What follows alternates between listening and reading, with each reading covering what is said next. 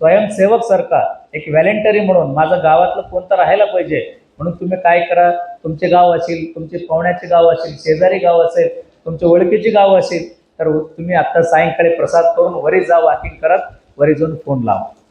त्यांना सांगा बाबा हा 21 दिवसाची माऊलीचा अनुष्ठान आणि या ठिकाणी व्हायचे सर्व कार्यक्रमाची थोडाफार माहिती तुम्ही सांगा.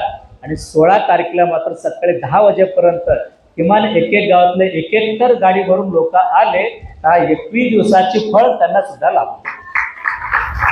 तुम्हीच नाही, त्या 21 दिवसाची जे काही फळ भेटणार तुम्हाला तर भेटणारच आहे, तर त्यांनी आले तर त्यांचं पुण्यामध्ये सुद्धा अजून अर्ध तुम्हाला भेटणार आहे. तुमचे तुम्हाला भेटणारच आहे, पण त्यांनी आले तर त्यांचा पुण्यातले अर्धा भाग तुम्हाला भेटणार आहे. मग एवढं भरभरून आज तुमच्या समोर संधी असताना सर्वांनी थोडाफार 4 पावलं पुढे जायचं. आपलंही परिणाम येणाऱ्या दिवशी किमान 1000 लोक तर जमा झाला पाहिजे.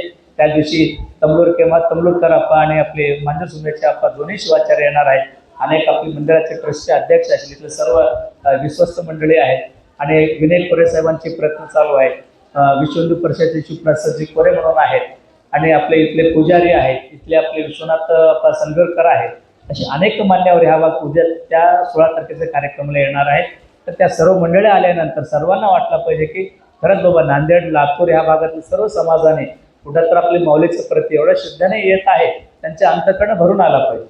आज एक गोष्ट जाहीरपणे सांगायला काय हरकत नाही, तर माऊलीचं अभिषेक एवढा मोठ्या संख्येनं गेल्या 10-20 वर्षामध्ये एक श्रावण महिन्यामध्ये झाला असेल तर ह्याच श्रावण महिन्यामध्ये एवढा मोठ्या संख्येनं अभिषेक झालेले आहे. एवढा मोठ्या संख्येनं अभिषेक श्रावण महिन्यामध्ये होतच नाही. त्यांचं म्हणणं आहे रोज 1-2 जण आले, कुणाला माहिती त्याने अभिषेक करत होते, जात होते.